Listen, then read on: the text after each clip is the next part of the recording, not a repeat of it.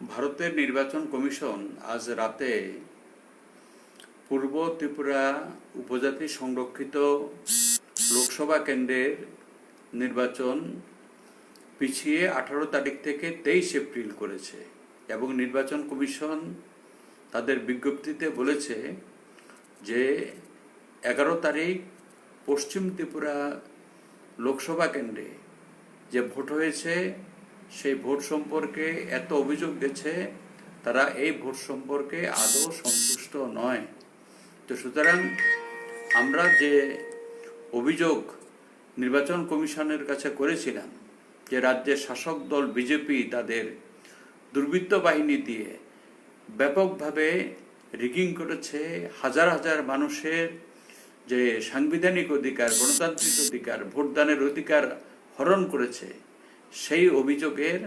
মান্যতা পেয়েছে নির্বাচন কমিশনের এই সিদ্ধান্তে। এবং সেদিনই, ভোটের দিনই আমরা অভিযোগ করেছিলাম, আমাদের সাধারণ সম্পাদক সীতারাম ইয়েচুরি আগরতলায় সংবাদ সম্মেলন করে অভিযোগ করেছিলেন যে সমগ্র ভোটে যে কেন্দ্রীয় নিরাপত্তা বাহিনী একেবারেই অনুপস্থিত,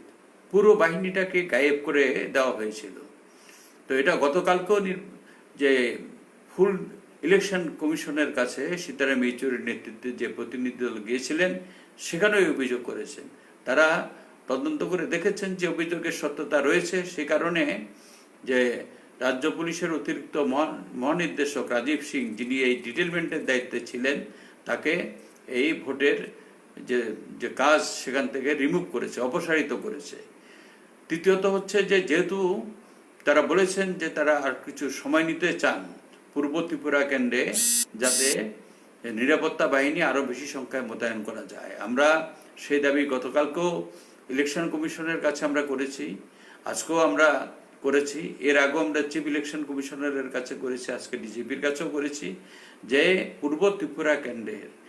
যে মানুষের ভোটাধিকার যাতে কেউ কেড়ে নিতে না পারে, সে কারণে সমস্ত বুথ সেখানে কেন্দ্রীয় প্যারামিলিটারি ফোর্স দিয়ে এই বুথগুলো প্রোটেক্ট করা এবং এলাকাগুলো এখন থেকেই ব্যাপকভাবে ফ্ল্যাগ মার্চ করে মানুষের মনে আস্থা ফিরিয়ে আনা যে তারা সুষ্ঠু, অবাধ এবং শান্তিপূর্ণ পরিবেশে উৎসবের মেজাজে ভোট দিতে পারেন। তো সুতরাং যে সময় পাওয়া গেছে, বিভিন্ন রাজ্য থেকে যেখানে ভোট হয়ে গেছে সেখান থেকে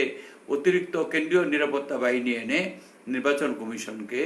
এই নিশ্চয়তা দিতে হবে পূর্ব ত্রিপুরা কেন্দ্রের যাতে কোনোভাবে ভোট বিঘ্নিত না হয় এবং ভোটাধিকার থেকে যাতে কেউ বঞ্চিত না হয়। চতুর্থত হচ্ছে যেটা নিয়ে আমাদের প্রথম অভিযোগ, যে পশ্চিম ত্রিপুরা কেন্দ্র যেহেতু নির্বাচন কমিশন আজকে তারা স্বীকৃতি দিয়েছে